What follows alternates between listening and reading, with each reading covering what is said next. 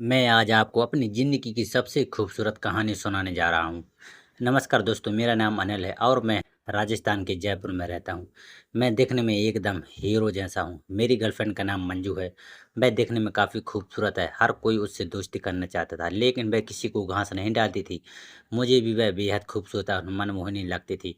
उसकी चंचल आँखों को देखकर मैं मदहोश हो जाता था। कई बार ऐसा भी हुआ कि मैं जब उसे देख रहा होता था, तब उसकी नज़र भी मेरी नज़रों से टकरा जाती थी।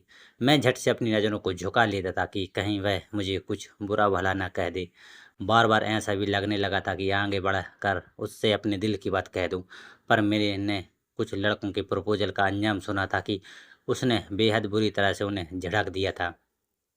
तो मेरी हिम्मत जवाब दे जाती थी। फिर एक दिन उसने मुझसे हेलो कहा। मैं शक-पका सा गया और मैंने हकलाते हुए उससे हेलो कहा। वह मेरे हेलो कहने के अंदाज़ पर हँस पड़ी और बोली, मुझसे दोस्ती करोगे? मैंने उसकी तरफ हैरानी से देखा कि आज इसे क्या हुआ? तब उसने हाथ बढ़ा दिया और मेरे हाथ को अपने हाथ में लेते हुए प्रपोज़ कर दिया। क्या मैं तुम्हारी गर्लफ्रेंड बन सकती हूँ?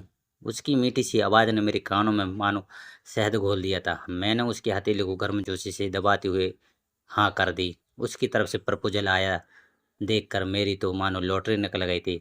हम दोनों ही बहुत खुश थे। मैंने उससे कहा भी कि यह प्रपोज़ल तो मेरी तरफ से होना चाहिए था। वह हँसी और बोली, हाँ, मैं काफ़ी समय से इंतज़ार कर रही थी कि तुम अब कहोगे, तब कहोगे, पर जब तुमने नहीं कहा तो मैंने ही कह दिया। मैंने उसका हाथ पकड़कर प्रपोज़ल के अंदाज़ में सॉरी भी बोला और कहा, मैं डरता था कि कहीं तुम इनकार ना कर दो। अब मंजू मुझसे प्यार करने लगी थी, तो हम दोनों की बातें होने लगी थीं। फ़ोन पर भी हमारी बात होने लगी थी। मैंने उससे कहा अकेले में मिलने के लिए बोला, तो पहले तो उसने मना कर दिया, लेकिन मेरे बार-बार कहने से वह मिलने के लिए तैयार हो गई।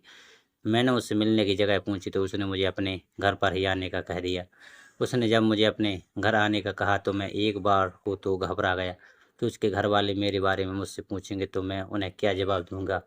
मेरी इस शंका को सुनकर उसने हँसते हुए कहा, अरे कुछ नहीं होगा, बस तुम हिम्मत से खड़े रहना और कह देना कि तुम मुझे प्यार करती हो और मुझसे अकेले में मिलने आए हो।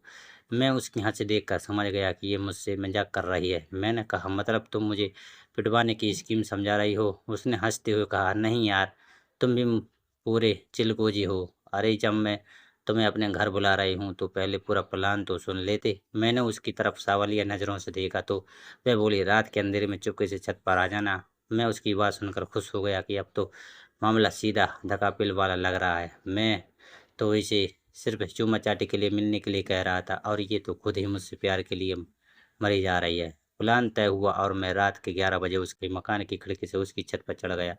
यह मेरी पहली मुलाकात होने वाली थी, तो मैं भी काफ़ी उत्तेजित था। छत पर मुलाकात करने की बात हुई थी, तो मैं छत पर आ गया था और मुंडेर से नीचे सिर किए हुए बैठा उसके आने का इंतज़ार कर रहा था। ये सर्दियों के दिन थे तो ठंड से मैं कँपकँपाने लगा था, लेकिन प्यार के चक्कर में सब कुछ सह लिया था। 10 मिनट बाद वह आई और मुझसे देखकर छत के एक कोने की तरफ चली गई। उधर नीचे से ऊपर आने वाले जीने की दीवार बनी थी, जिसकी वजह से आड़ बन गई थी। मैं भी उसी तरफ चला गया। उसके करीब पहुंचते ही पहले तो मैंने उसे गले लगाया और उसकी बाहों को गर्मी का एहसास करने लगा। वह भी मेरे सीने से लिपट गई थी। फिर मैंने उसके होंठों पर अपने होंठ रख दिए और उसे किस करने लगा। पहले तो उसने मेरा साथ नहीं दिया, फिर वह भी मेरे होंठ पर किस करने लगी। हमारी पहली मुलाकात के बाद मंजू और मैं रोज़ मिलने लगे। हम दिन में फ़ोन पर घंटों बात करते थे और रात को छत पर मिलते थे। हमारा प्यार दिन ब दिन गहराता जा रहा था। एक दिन मंजू ने मुझसे कहा, अनिल, मैं तुम्हें बहुत प्यार करती हूँ। मैं तुम्हारे साथ ज़िंदगी बिताना चाहती हूँ। मैं भी उससे बहुत प्यार करता था। मैंने उससे कहा, मैं भी तुम्हें बहुत प्यार करता हूँ, मैं भी तुम्हारे साथ ज़िंदगी बिताना चाहता हूँ। हमने फैसला किया कि हम शादी करेंगे, लेकिन हमारे सामने एक बड़ी समस्या थी। हमारे परिवार वाले एक दूसरे को नहीं जानते थे। हमें डर था कि अगर हमने शादी करने की बात कही तो हमारे परिवार वाले क्या कहेंगे। हमने सोचा कि पहले हम अपने परिवार वालों को एक दूसरे से मिलवाएंगे और फिर उन्हें शादी की बात बताएंगे, लेकिन यह भी आसान नहीं था, क्योंकि हमारे परिवार वाले एक दूसरे से बहुत अलग थे। मंजू के परिवार वाले शहर में रहते थे और पढ़े लिखे थे, जबकि मेरे परिवार वाले गांव में रहते थे और पढ़े लिखे नहीं थे।